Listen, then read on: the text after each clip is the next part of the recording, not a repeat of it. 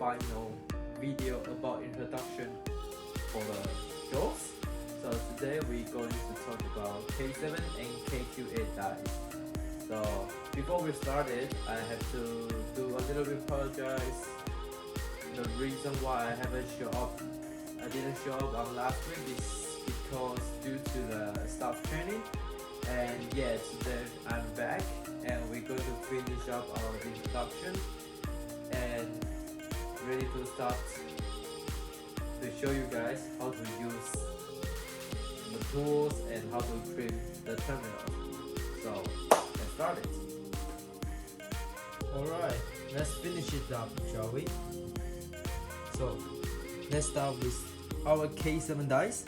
So as you can see, they had 3 different sizes, which is from American Wire Gauge 20 and 16 to 12.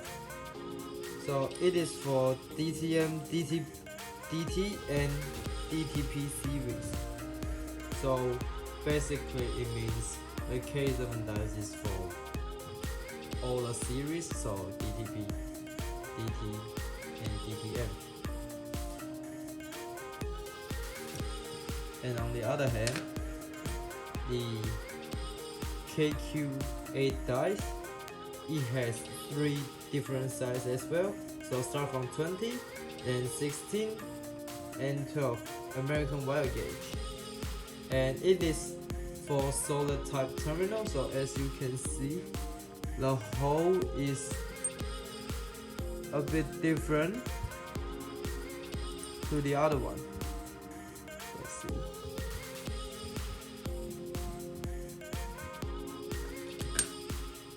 So again, as you guys know the feature for quick change, I still want to show you again because it is our main feature of these tools. So it is 9 plus crimper and it is how it works with the JAWS.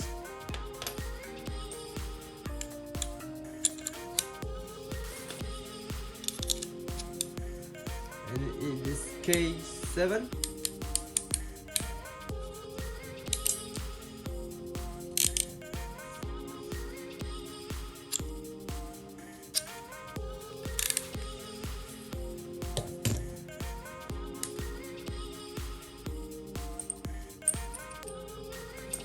And by the way,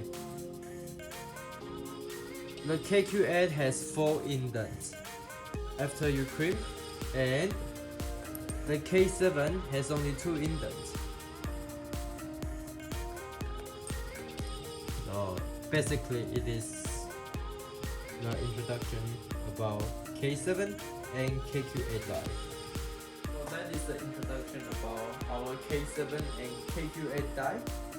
So again, K7 is for semi-fold type terminal, KQ8 is for solid type. And when you finish your crimping, you will see 2 indents on the K7 die and 4 indents on KQ8 die.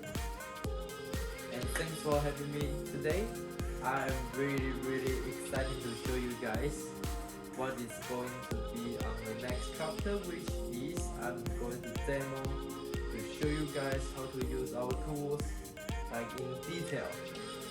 So if you haven't seen my previous video, it's all on YouTube and Instagram.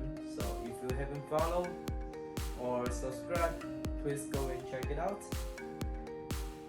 And I'm really keen to see you next time. Thank